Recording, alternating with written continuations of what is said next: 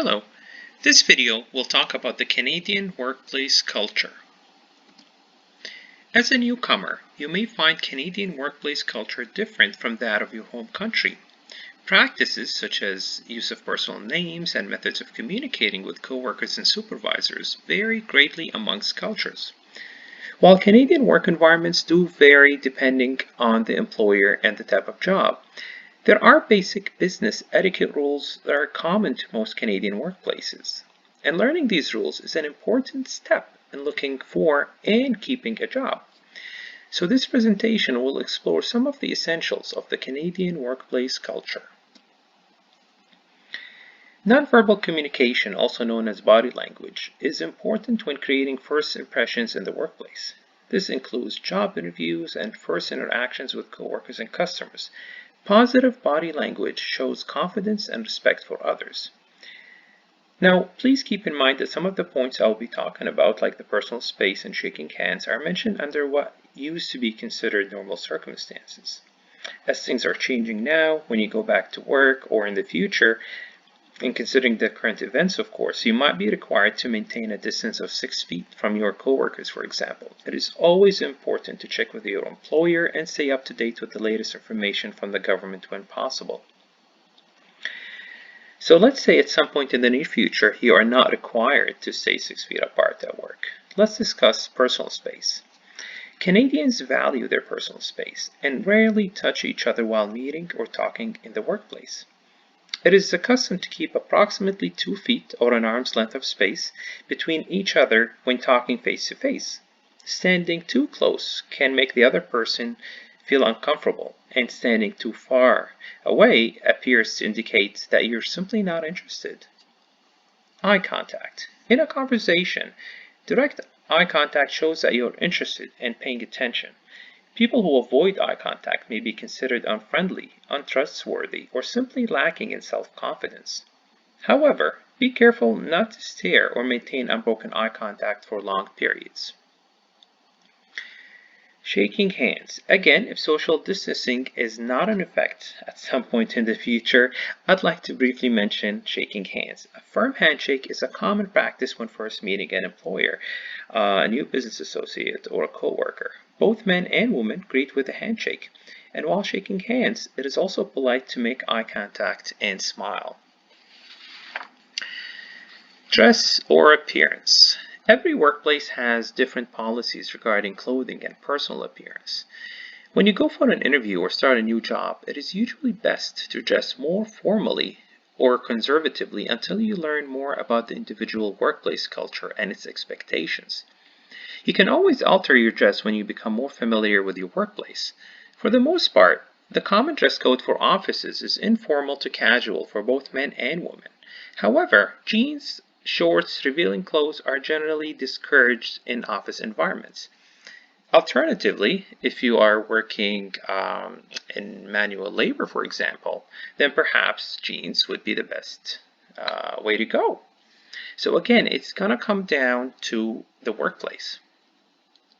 A couple of tips I'd like to mention before we move on is to be aware of your body positioning, such as slouching or crossed arms and fidgeting that could give the impression of being bored or angry. And adjust your body language to the situation and person, so watch the other person you are speaking to for clues. And lastly, and I cannot stress this enough, when starting a new job, it is always best to be reserved and professional until you get a feel of what is normal in your workplace, what is expected. Communications basics. So, greetings. When passing people in hallways or arriving at work in the morning, it is customary to say hello or good morning and make eye contact.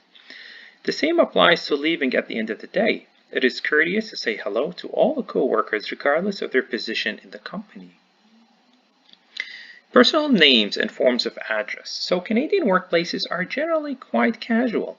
It is common to address co-workers and business associates by first name, even when talking to a manager or supervisor.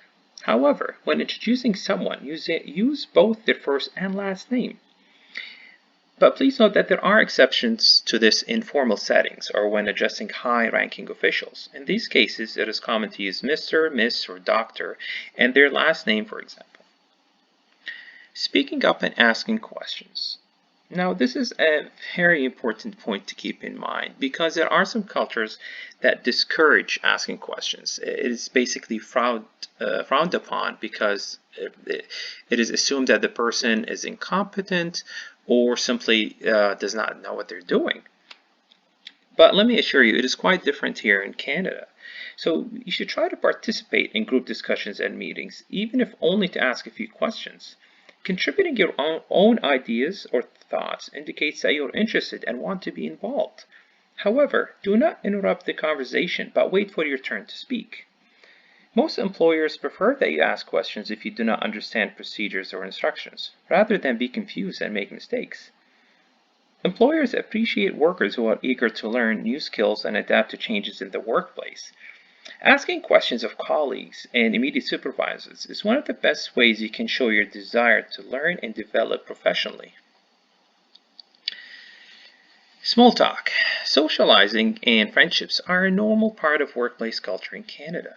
Some small talk or conversation is actually expected, and it shows that you care about your colleagues. However, it is considered impolite to ask directly about personal affairs such as religion, age, or income. If a coworker shares personal details that make you uncomfortable, you can always change the subject. Socializing for a few minutes when you first arrive at work or leave for the day, or over coffee or lunch breaks is acceptable. Engaging in long conversations during office hours, however, is not. So, fitting in and keeping your job. Teamwork. In Canada, teamwork is highly valued. Working well with others, listening to others' ideas, and sharing responsibility are important skills. It is expected that you treat all co-workers with respect, from those working in entry-level positions to supervisors and managers. Punctuality. It is important to arrive on time for work or business appointments. Punctuality is valued by Canadian employers. So, let's say a meeting is set to start at 10 o'clock in the morning, for example. It is common practice to arrive a few minutes early so you're ready to start at 10 o'clock sharp. If you are going to be late, be sure to call your employers and let them know. Leaving work early is also looked upon unfavorably. Hierarchy. Most Canadian companies operate in a hierarchical or top-down system. This means employees are expected to follow their supervisor's direction. When making decisions, asking for information, or dealing with problems, you will be expected to talk to the right person within your company based on their level of authority. And courtesy. It is important to display respect and courtesy to everyone at all times. Make it a habit to use courtesy words such as please, thank you, and you're welcome when dealing with coworkers, managers, and customers. Before entering an office, always knock as a sign of respect for other people's workspace. Now, before we move on, I just want to mention a couple of traits or personal attributes that employers are usually looking for. Just something for you to keep in mind. Having a positive attitude or being motivated, being energetic, being honest, high performance, so achieving your goals, being flexible or adaptable and willing to work and learn. And of course, displaying leadership and management skills are all valuable skills. But at the end of the day, it's always going to come down to the type of job that you are doing. Meaning some jobs might require some of these traits, some might not. So again, it's going to come down to your work environment. Now, not all companies are the same. So every workplace has its own culture. Some standards and expectations may be written in policy manuals. However, some values and ways of communicating are unwritten. Often the easiest way to figure out a particular workplace culture is to observe others and to ask. So, written rules. Written rules are policies and procedures documented on paper or by a company or an organization. These rules help everyone understand their work responsibilities and may be found in documents such as the company's policy manual or code of conduct. In general, written rules include items such as hours of work, sick leave, vacation, and employee benefits. Unwritten rules, they're items that may vary from company to company. An example would be email and phone use. In general, work email and phone lines are intended for work purposes only. In most companies, it is best to avoid using them for personal reasons, except for emergencies. It is also recommended that you turn off your cell phone or put it on silent when at work and avoid answering it unless you are on a break. Personal business. So find out how you're expected to deal with your personal and family business. Examples of that is caring for the sick children or parents, medical appointments, making personal phone calls, and such. And sometimes these issues are actually included in the company's written rules, so keep an eye out for that. Breaks. Breaks are required by law. However, in some companies, breaks are formal, requiring you to take a coffee or a lunch break at a specific time. In other companies, you can take your break whenever you want. It is best to ask your supervisor.